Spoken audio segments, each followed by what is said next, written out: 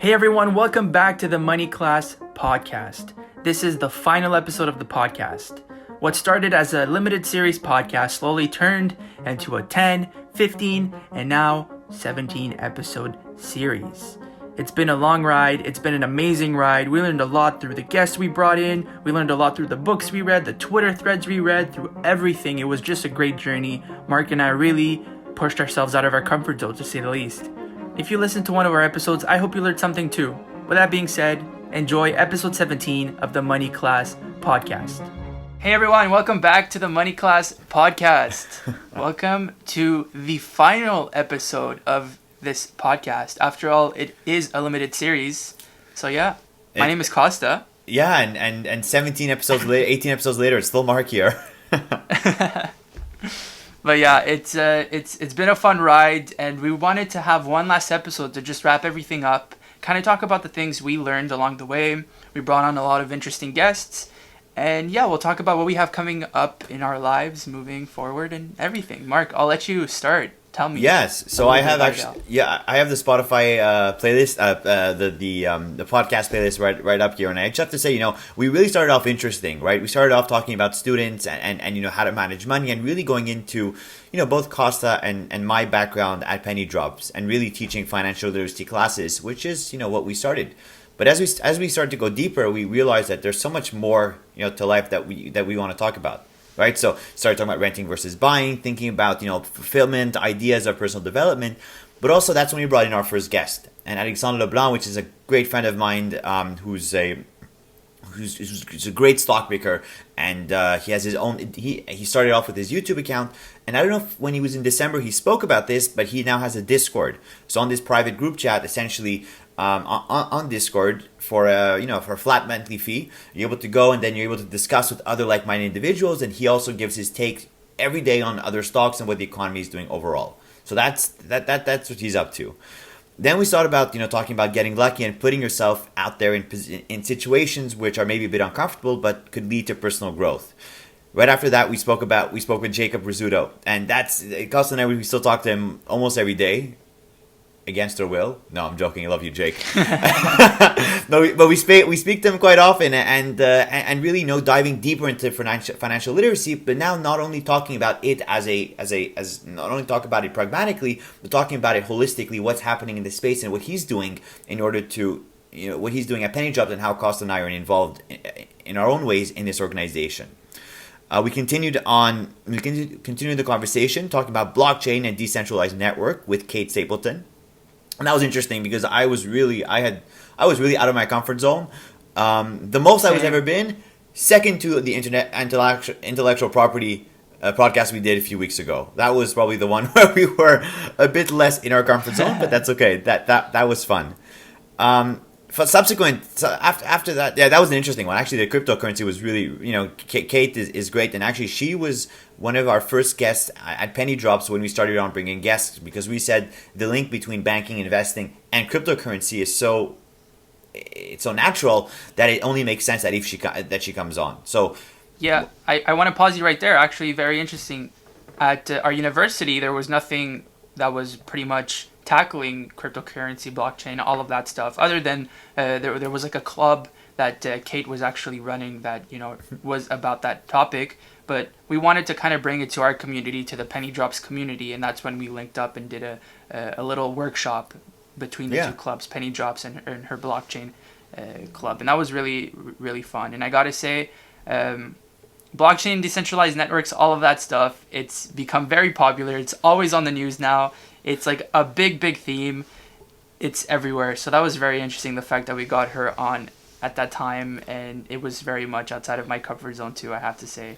Her and the intellectual property. I have more to say about that after, but anyways, continue with. I can only imagine, and Bitcoin is just reaching all-time highs almost every day, and it's a question of also be careful where you invest in, because you don't we only know. I always say the time to get out. This is the way I invest, and when my grandmother starts talking about an investment like a hype tech stock or something, that's usually the time to get out.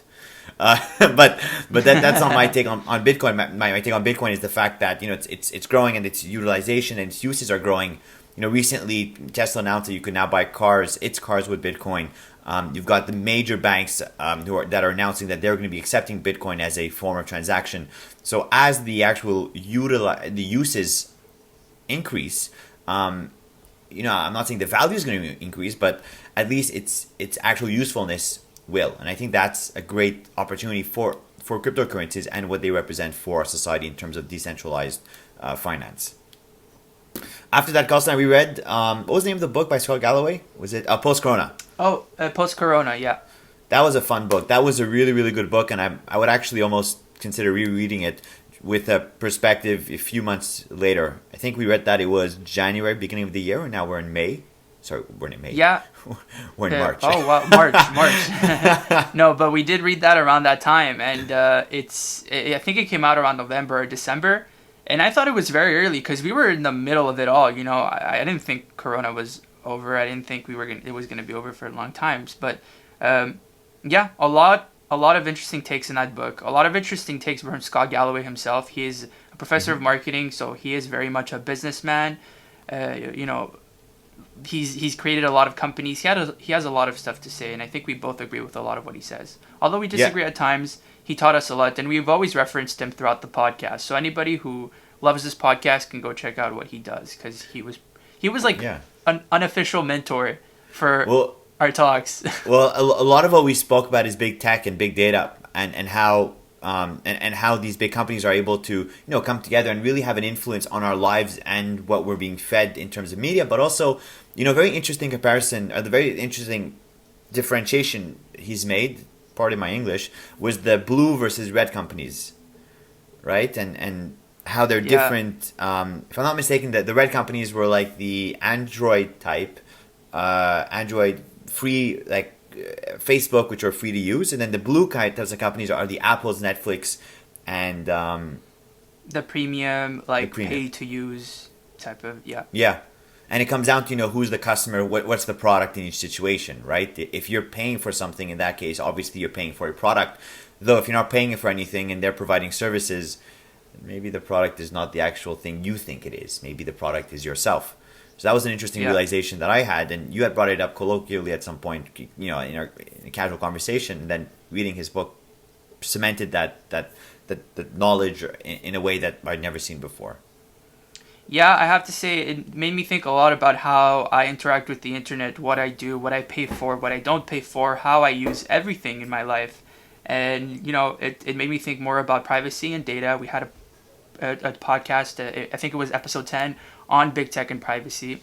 And one thing I did, and I think I said it on that episode, was that I downloaded all of my data files from all the different big social medias, the Googles, the whatevers of this world that I've been using, and just to see what they have of me, what they know about me, so I can then be more conscious about how I use the internet or what I give out to these companies. So it's something I was thinking a lot about, and it's helped me out in my life because we are more digital, especially this year, right?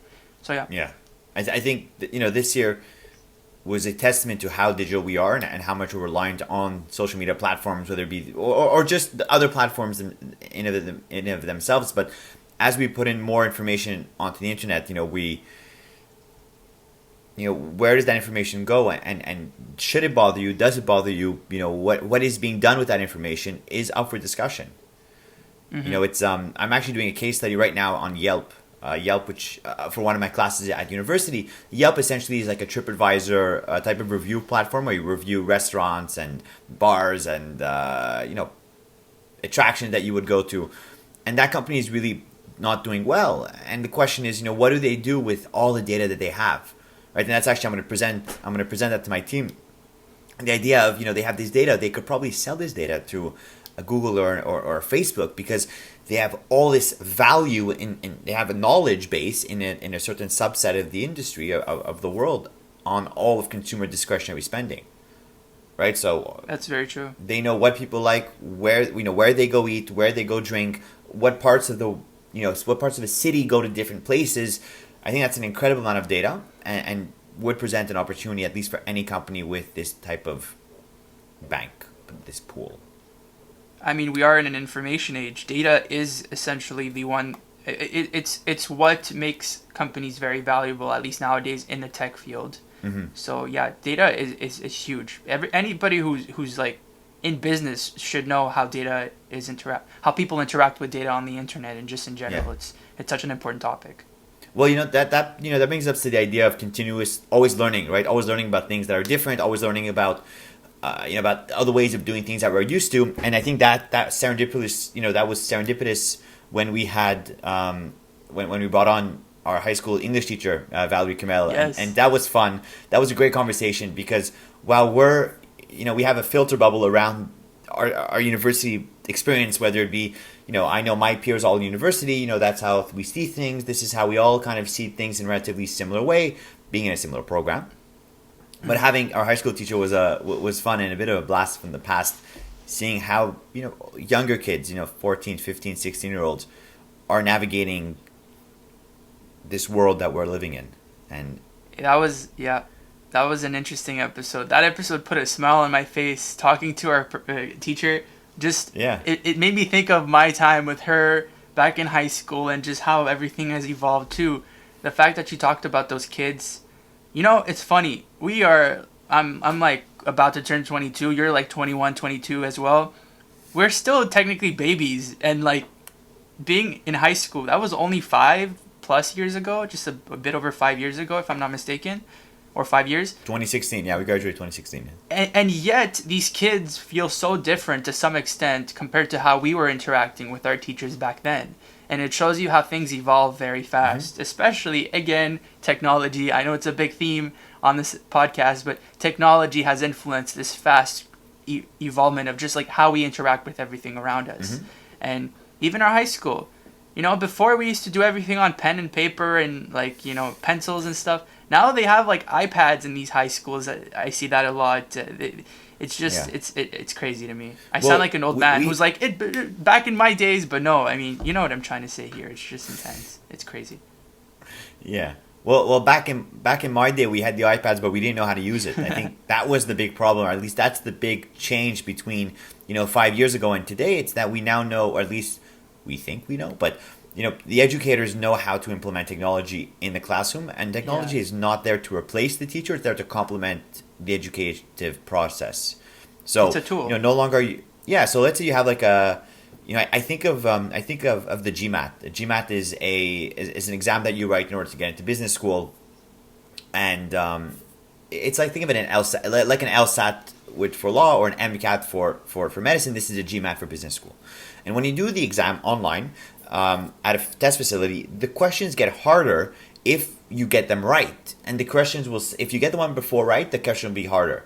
If you get the question before wrong, it's going to remain the same level until you're able to get to the next level. And I think that's a great opportunity with tech. It's that we're able to change the types of questions depending on the student. And you no longer have these students all bunched up around a perfect grade, assuming that everyone understands everything. Right? Some are going to be at 40-50% because they don't understand the basics, but that doesn't mean that doesn't mean they should be failing their classes. It should mean that the curriculum has to be progressive and at least be fine-tuned to every individual. And technology allows that, because a paper can only stay as it is. But technology is able to change and adapt for every single student and every single learning path. I mean, that's the interaction between people. Data, personalization, that's what technology brings. It's personalization of whatever you're doing. So it helps everyone. So you're very right there. Yeah, and after that we spoke. You actually came over to my place and we played some hockey outside, and we recorded a podcast. That was fun, though it was a bit on the chilly side, but nothing more Canadian and patriotic than being outside in the cold and being completely fine with it. And then speaking of which, because it was COVID, you didn't go through either the front door or the back door of my house. You took the third door, the one on the side. The third door. What a transition! Not bad, huh? That was another great book. The third door by Alex Banayan. Alex Banayan, Persian, not Armenian. But Alex Banayan, that was an incredible book, and really opening up my eyes, or at least opening up our eyes to not looking at things in a specific way, seeing things in different ways, and saying there are ways of pushing through, and there are ways of challenging the status quo, and challenging what you've learned, and challenging how everyone else is doing things, and opportunities can present themselves. Not always, but it definitely sets you apart. And I think that was a great eye opening podcast, and a book that I should reread and I will reread over the summer.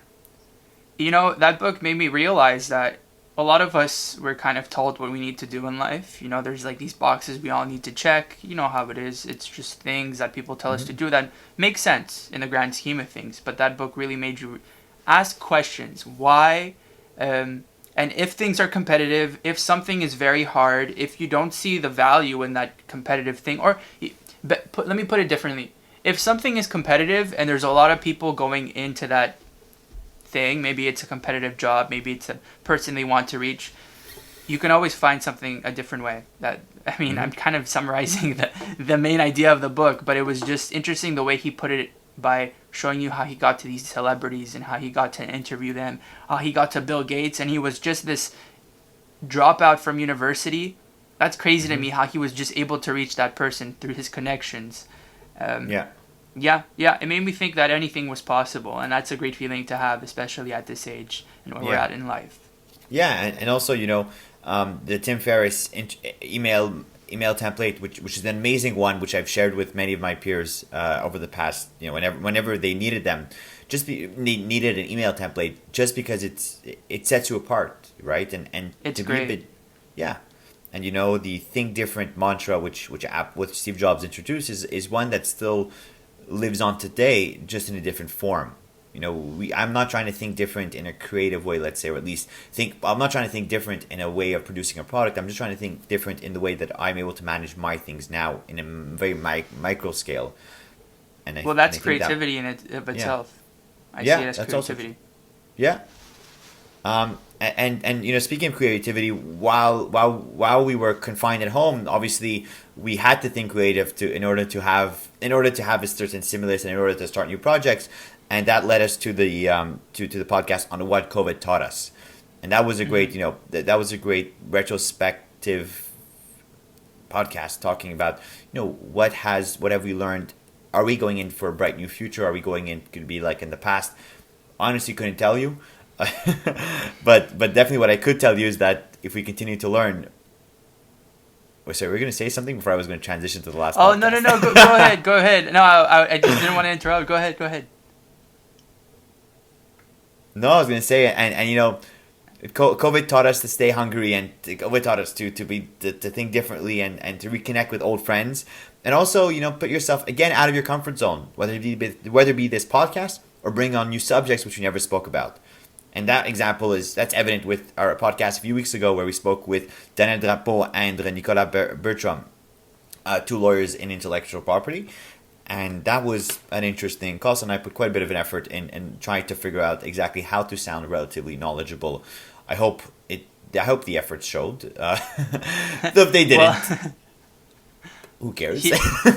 But here's the thing. Talking about those last two episodes, things COVID taught us, at the end of the day, when we were trapped inside our homes, we couldn't do much, and we started this podcast.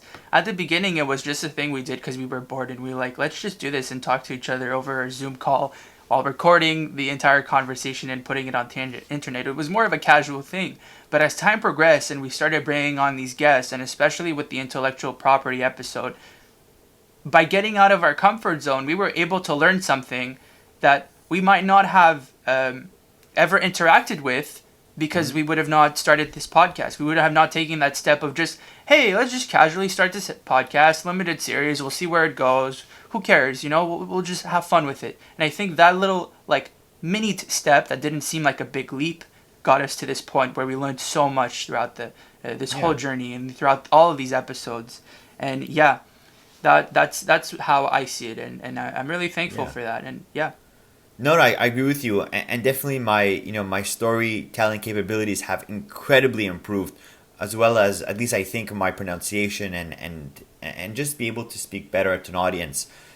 Whether it be the interesting transitions that we've made over the past, or the ones that I've done earlier. I just did earlier. The hockey one was quite impressive. It was quite something. It was a bit out there, but it worked. It worked. The objective panned out. But I think that was fun, and something that we both really got better on was a question of how to tell a story. You start with the situation, then talk about the tasks, and then the outcome and the results or at least, and then like an epilogue of what followed after, to do a retour du passé, au passé plutôt. So I think that was a great thing about the podcast, and also, allowed us to connect with you guys in different ways, and to really get a sense of putting yourself out there in a way that is relatively uncertain. It's a bit scary, right? Who's going to listen? Where's it going to go? Who's going to watch? Do I look weird? Do I not? A few months ago, we had a mustache and a beard and a Christmas hat and a Santa hat on, and Yeah. here I am with the same black T-shirt. Well, that it's interesting you bring that up. I think I've talked to so many people who just want to start something, whether it be a YouTube channel, a podcast, make music, put themselves out there creatively or just not creatively, just by making a podcast. It's a very scary thing to do because you have a camera that's facing you and all of your friends and family are going to see this. And it's just insecurities come into the picture, obviously, everybody. What I've at least realized throughout this whole journey was that by just doing it and not overthinking, by just putting it out there, you're unofficially influencing others, or not influencing, but making others think, especially your friends, think about what they could do to put themselves out there. Oh, look, it's my friend Kosta, it's my friend Marc just making a podcast out of nowhere and just having fun with it. Maybe I could do this with my friend. Like, they're not special, they're my friend, and I understand them. We have this... They are special. No, but that's not... they're not special, I mean... Thanks, Kosta. When you look at, like, Oprah... I know, but I just want to make this clear. When you look at, like, Oprah, and when you look at all of these big celebrities having these TV shows out there, you think, man, they're just, like... That's just Oprah. Of course she could do this. But, like, now we have a phone, we have everything in our disposal to just be able to put ourselves out there. It's democratized media, and there's no excuse for you not to try it out. And if you're one of our friends watching this and you want to start something, whether it be a podcast or a YouTube channel or whatever, just do it. You'll have so much fun with it, and don't overthink it, because you'll learn a lot more and you'll be a lot more proud of yourself in the future if you had started it compared to not. I just wanted to put that out there. Go do it. No, but it's true, and I think I can think of two great examples of people who put themselves out there, whether it be seeking advice or just right after us, really. I think of our friend Tiffany Sally, who she started her own podcast, and that was fun to see because we were both growing, at the same time, and she was bringing on her guests, and they were having different conversations that we were having, and yet they were as insightful. I would listen to a podcast in the car, and I would say, "Oh, that's what she was saying. That's what let me bring that into my own podcast." And I think that was a lot of fun to see my friends grow at a similar pace. Though definitely an exponential growth is another one of my friends, Lauren Scody. I'll give you a little shout out, but she's up to 40,000 followers on TikTok and only started 2 or 3 months ago. I think she started in January or February, and she had texted me at first. Yeah, she had texted me at first like, "Oh, Marc, I'm not sure I'm going to do this, whatever." The hesitancy that I had when I wanted to do my finance videos and I came to you. So it's fun to pay it forward and to help others continue to grow, but also think that, or at least to push people to do so, hold them accountable, but also in the lens that you also have to work yourself, and you by lifting the tide, all the boats go up, and I think that's something that I live by. I also want to say something. I know I've talked to Tiffany a lot. I was actually on her podcast for one of the episodes. Special guest. She brought this up. Special guest. Yeah. She brought this up. I still haven't gotten the invite, Tiffany, but it's okay. I've been waiting. Maybe the letter got lost in the mail. I don't know. But just to say, she brought this up, how people have been reaching out to her, letting her know that they admire the fact that she's doing this project, and it's inspiring them. And these stories, you think you're only going to hear them if you're like some sort of like, you have 1 million followers on Instagram, or you have 1 million like views on your TV show on a network. No, like, you can be a relatively small little, like, you can have a relatively small project and you're still going to have people that are going to reach out to you because they were inspired by what you have to say. That was very powerful, and that's very interesting to me, and it's something I just think about a lot.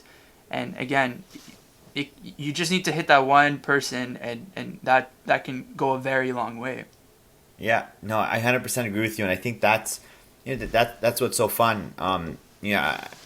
That's so fun because you would have wanted someone to be there when you were starting out, right? We all, and I think not mentorship, but just a question of lending a helping hand to someone who's in the same situation as you are, is beneficial, but also good for society, right? If we think of it in a utilitarian way where there's a certain amount of happiness in the world, and if you're able to bring that up, then why not do so? And that's my perspective on life, but also my perspective on working with others. Recently I helped with the Concordia Student Exchange Program, really build an ambassador portfolio. And we started off with 4 when I got in, and now since then we're up to about 25 ambassadors, and more that are being added almost every day almost onto our website. And that's fun because now we have all these students who are in their first, second years at Concordia who want to go on exchange. And now they've got 30 people whom they could reach out to if they have questions. And I think that's a great testament to helping the next generation, because these ambassadors are eager to share their stories and they want to share their experience on exchange. All they need is a platform, and that's what the internet is allowing us. That's what putting yourself out there allows you to do. And it's share your ideas, share your stories, share your passion with other people, in the hopes that they use it and they could go even further. That's well put. Stories are powerful, are a lot more powerful than people understand. I mean, hey, that's why one of my majors is English literature. I really believe in the power of telling a good story. I think it could inspire people to act. It influences. It does wonders. So yeah, congrats on the whole ambassador program you're doing right now. Oh, yeah. I've been looking at it. I mean, you helped me out because I'm supposed to go on exchange in the fall. We'll see how it goes with COVID and everything. But you have helped me out because you've gone on exchange last year, right? And you've been one of the ambassadors for the school. It's so complicated. There you go. Oh my God, there are so many steps. It's it's such a headache. Yeah. But once you go through it, you're like, okay, now I have a specific knowledge in something that will probably never serve me again, but at least could serve someone else again. So that's the value right there. Well, that's very. I'm never going to go on exchange again as an undergrad student at the same school. But you're helping others. Exactly, but that's exactly my point. Exactly. So with that, Marc, we are coming in at the final minute of the Money Class podcast. It's been 16 episodes, with this one 17 in total. You know what? Let's end this the way we end all of our podcasts when we have guests on. If you had one thing that you could put on a billboard for everyone to see, what would it be and why? I think that's a good question. It's funny. A question that we ask everyone else, and then we can't answer it ourselves. I can imagine how our guests feel when we put them on the spot. Put them on the spot. We should probably ask. Yeah, but that's funny. It makes people think on the spot. Take an interview question. What type of tomato? What type of fruit would you be, or some other like nonsensical question? But this is actually pretty good. I would say be empathetic. I say that's what I would say, and I think that's an answer that I'd given in the past, to be empathetic. It's to think of the other person, not sympathetic, empathetic. To think of the other person in their point of view and how they see things, and think of how you make the other person feel. And that can go a long way, whether it be in a group project, whether it be at work, working with colleagues, working with clients, whether it be just going to the grocery store and the cashier helping you out. I think thinking about their perspective and then thinking that they're also a human being will make our society go much further. COVID has divided society in a way that I would have never expected. Where we're either hating on certain nationalities, on certain age groups, on certain genders, on certain sexual orientation. Like, there's so many hates that we could find, and it's a question of everyone has a story. Everyone is a person. So think about what you're doing and what you're saying in their point of view, in their shoes, and how you would feel if you were, getting the hate that you're giving out. So that's what I would write. Be empathetic. That's a great one. Yeah, I agree. I think that would be a great saying, especially for now and in the future. I mean, all the time. I think empathy is at the core of what unites people in general. And kind of to relay on what I would put on that billboard, it's kind of similar. Me, it's more of something along the lines of you're not alone, or your story matters. I think that's I think people, especially this last year, have felt very alone, because I don't think the internet does a really good job at, filling that need of like actual human interaction.